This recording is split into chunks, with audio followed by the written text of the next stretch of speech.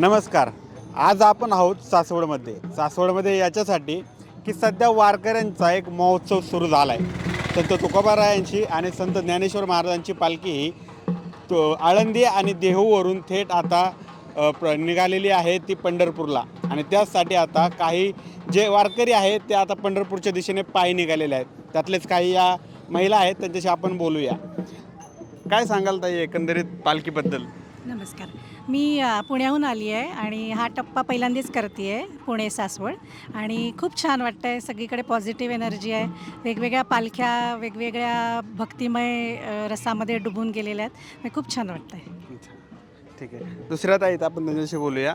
काय सांगाल ताई तुमचा अनुभव आत्तापर्यंत? तुम्ही पुण्याहून आला सांगताय, आता सासवड आणि जवळपास 75 किलोमीटरच्या आसपास अंतर आहे. काय सांगाल आत्तापर्यंत? नमस्कार. पहिल्यांदाच येते मी पण. आणि फक्त ऐकलेलं होतं इतकी वर्ष की खूप वारकरी येतात, पण आज पहिल्यांदा या सगळ्या लोकांबरोबर येऊन खरंच खूप मनात चांगले म्हणजे समाधानाचे भाव येत आहेत की इतक्या हाल अपेष्टा सहन करत ही लोकं आज इतक्या लांबून येत आहेत. तर खूप छान वाटतं आहे आणि लवकर आता माऊलींचं दर्शन घ्यायची इच्छा आहे. आणि आमचं सगळ्यांचं प्रेरणास्थान आमच्या आत्या आहेत, त्यांच्या ह्याच्यामुळे प्रतिसादामुळे आम्ही निघालो आहे आता.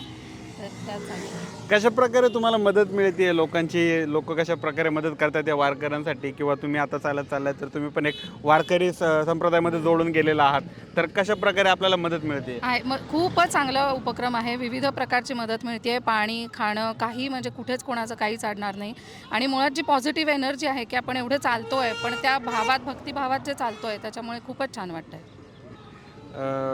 तुम्ही काय सांगाल काकू? काय आत्तापर्यंतचा तुमचा अनुभव आणि यांना प्रेरित केलं तुम्ही कशा प्रकारे, काय एकंदरीत सांगाल तुम्ही? मी गीता वर्ग घेते, तर गीतेच्या वर्गावरती सगळ्यांना टाकलं होतं की कोणाला यायचं असलं वारीला तर या म्हणून. कारण आम्ही 2-3दा आलो आत्तापर्यंत सासवडपर्यंत आणि आळंदी पुणे दरच वर्षी येतो. त्यामुळे वारीमध्ये थोडं तरी चालून आल्याशिवाय आनंद मिळतच नाही. पूर्ण वर्षाची एनर्जी मिळते आम्हाला. अतिशय भक्ती रसामध्ये सगळे डुबलेले असतात. प्रेम काय आहे ते तिथं गेल्यावरच फक्त कळतं माणसांचं. आणि सगळेजण अतिशय निस्पृहतेने काम करतायत. कसं काय हे एवढं मोठं चालू आहे काम वर्षानुवर्ष, आज हजारो वर्ष, कळत नाही आहे. हीच माऊलींची शक्ती आहे. तुमचं पण पहिलंच वर्ष आहे? नाही, मी दरवर्षी कुठला तरी एखादा टप्पा चालते. अच्छा. पण तो आनंद वर्षभर मिळवून आम्ही त्या एनर्जीत वर्ष आनंदात काढतो, म्हणून येतो आम्ही. आता वारी असल्यानंतर एकंदरीत कधी कधी घरचे सुद्धा विरोध करतात की वय झाले, जाऊ नका, कशाला जाता एवढा लांब, जे काही आजकालचे नवीन शिकलेले वगैरे असतात. उलट आम्हाला छान नवीन पिढी खूप याच्यामध्ये इन्व्हॉल्व झाली आहे आणि सगळे नवीन लोक येत आहेत, तो जास्त आनंद आहे.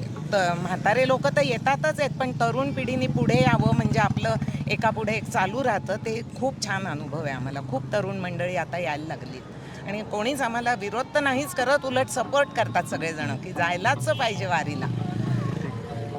ताई तुम्ही काय सांगाल एकंदरीत तुमचा अनुभव? मी पण दरवर्षी कुठला ना कुठला टप्पा करतेच. मागच्या वर्षी पुणे सासवड केला होता.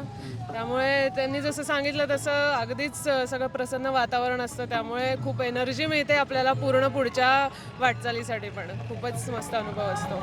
एकदा तरी प्रत्येकाने एकदा तरी वारी करायलाच पाहिजे आयुष्यात तरी.